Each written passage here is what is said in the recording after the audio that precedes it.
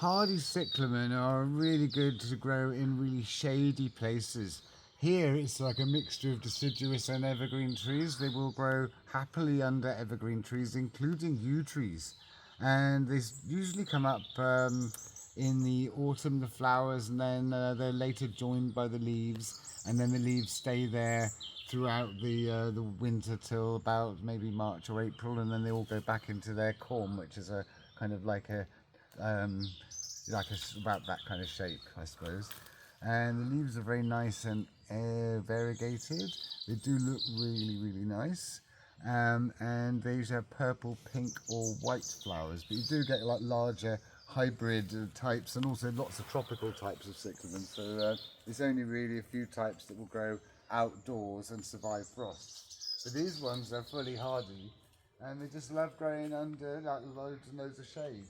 And they just make a carpet that's there throughout the winter. Some types carry on flowering throughout the winter.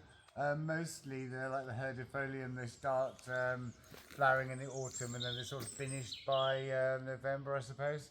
But there are lots of types that carry on going. You see here there's loads of different ones, and they sort of spread. They will grow in a clay soil, but they prefer a sandy soil. Where they've got a sandy soil, they tend to spread quite a bit, and the seeds are carried by ants. At mine, where it's a clay soil, they've been there for over a decade, but they haven't really spread very much at all. But here, where it's a sandy soil, they spread loads. And so you can see lots of little flowers starting to come up there. They sort of like that just before they come out, and when they're open, they just look like a kind of upside down flower with these petals all faced right back here, and then the whole flower down there. So they must be pollinated by something that lives on the ground. I wonder if anyone knows what they're pollinated by. That would be quite interesting. And these ones have got quite elongated leaves that look really nice.